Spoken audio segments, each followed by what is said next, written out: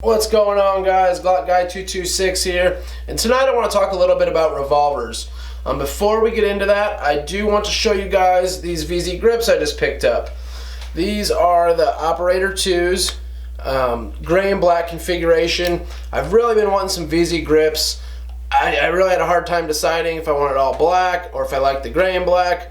So let me know what you guys think down below in the comments. I put a picture on Instagram. I'm trying to get some feedback. I'm just not sure. I know it flows well with the stainless, but personally I'm more of like an all black, I like my guns to be all black. I've done the flat dark earth, different Cerakoted colors, ARs, pistols, and I really just like black. So let me know what you guys think. I know it does look pretty good, but let me know what you guys think anyways. Now to get into the main topic of tonight's video. Are revolvers a viable option for concealed carry? Before we go ahead and get into that, I do want to show you guys that the gun is empty, as you can see. Nothing in there. And this is a Smith & Wesson Bodyguard 38. About the size of a J-frame, but it technically is not a J-frame. It is an aluminum alloy frame, has some polymer. I guess it would be your, your basic covers on the sides. Your side plates technically are polymer. Your cylinder release is more or less like an ambidextrous type, up here on the top rather than on the side like a typical revolver or a typical J-frame. 1.9 inch barrel, pinned front sight, which is nice, kind of just a notched out rear sight there. Pretty typical for most revolvers. Does have the integrated Crimson Trace laser.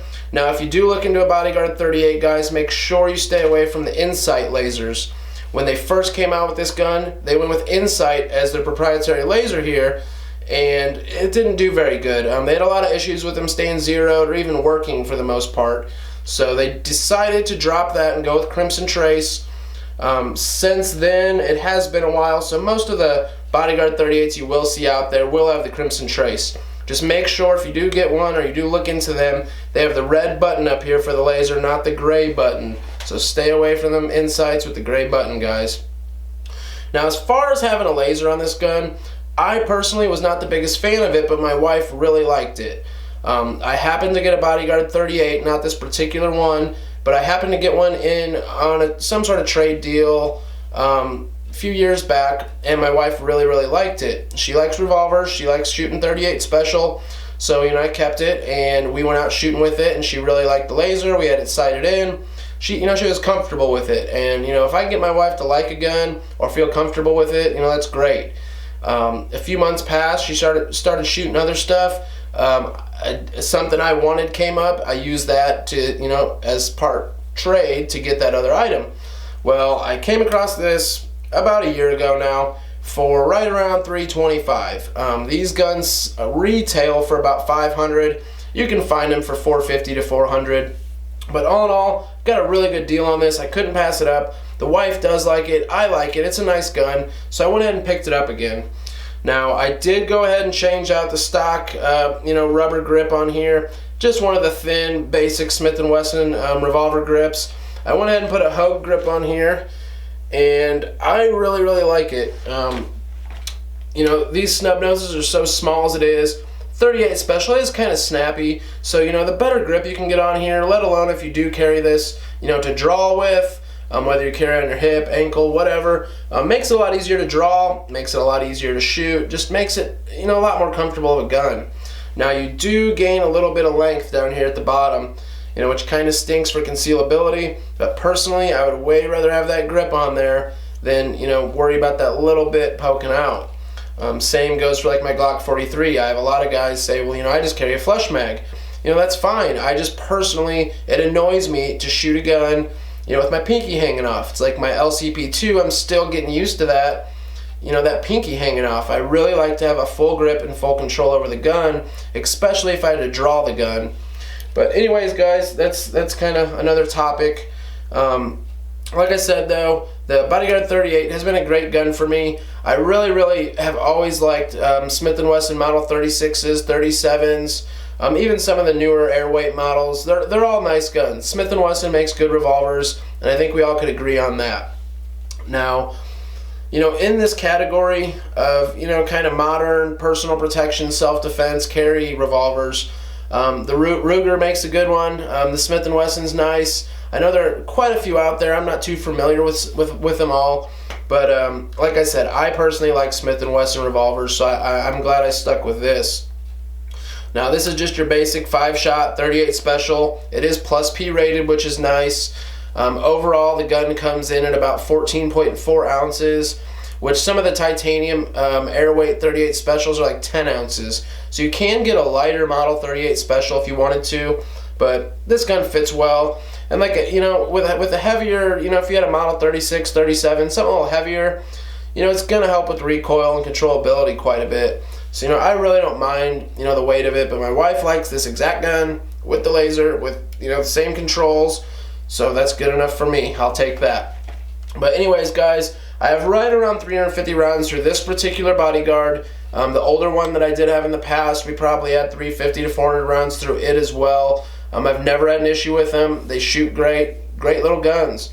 Really the topic of tonight, though, that I want, I'm trying to get to here, I just keep talking, but are these a good option for everyday carry? And really that's a question you want to ask yourself. The biggest thing that comes into play here isn't the fact that it's a revolver, it's the fact that it only holds 5 rounds, in some cases 6, in some cases even 8 rounds anymore. But that's the biggest thing, capacity. Bottom line, capacity. Is this enough capacity for you to feel comfortable? And that's the main thing.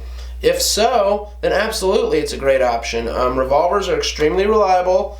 There's not a whole lot that can go wrong with revolvers, but if something does go wrong, guys, they're down and out. That is one of the big arguments you hear people say is, those semi-autos, blah, blah, blah. If my revolver would never break. And chances are it's probably not going to, but if a revolver goes down, guys, it's like a catastrophic failure. It's like you might as well throw this at the bad guy and run up to attack him with your fist. Chances are with a semi-auto, if you have a malfunction, probably 8 or 9 out of 10 times, you can handle that malfunction, get it cleared, and keep running. Now, like I said, with a revolver, say the cylinder locks up, or the trigger locks up, or the hammer, or you break a spring, in the main housing. You're pretty shit out of luck. On a semi-auto, your biggest malfunctions are, failure to eject, a double feed, maybe your magazine failed. Those type of things can easily be taken care of, in a matter of 5 to 10 seconds, and that's moving pretty slow. Figuring out your malfunction, swapping mags, clearing that chamber, whatever you got to do, you can usually get it back up and running quickly. So these are things you do need to think about. Like I said, though, guys, the revolvers, though, chances are you're going to, you buy a quality revolver, a Smith, Ruger, whatever, it's probably going to do you pretty well. Now, I have carried this a little bit. It's not my proprietary carry gun by any means. I do have an ankle holster that I do carry it in when I do carry it.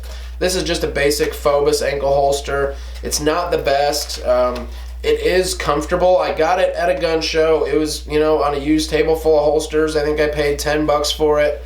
The holster I want that's an ankle holster is like $125. Of course, we got to have the nicest things.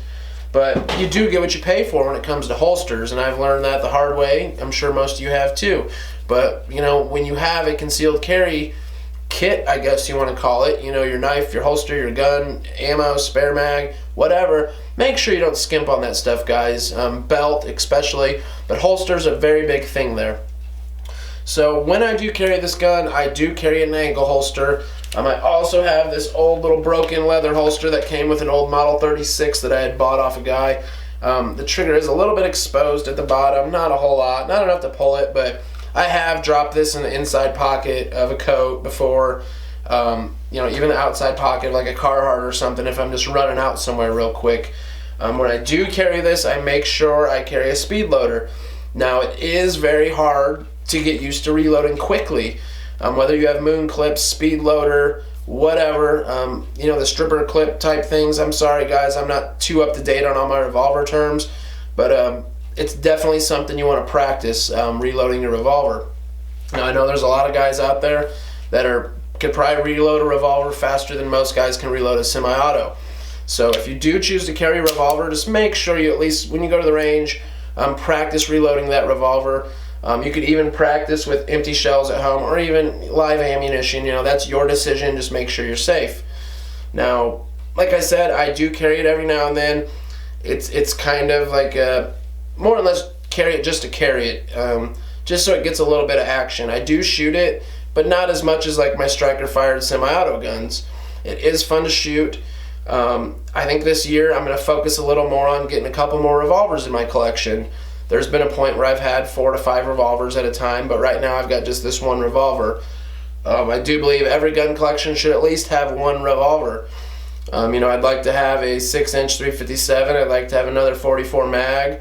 I would like to have another model 36 or 37, preferably a no dash.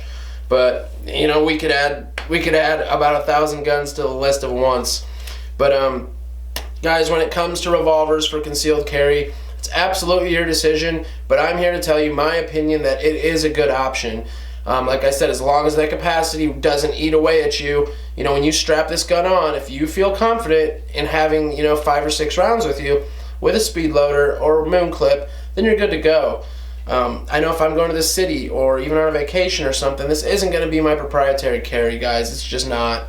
It's more than likely my Glock 19.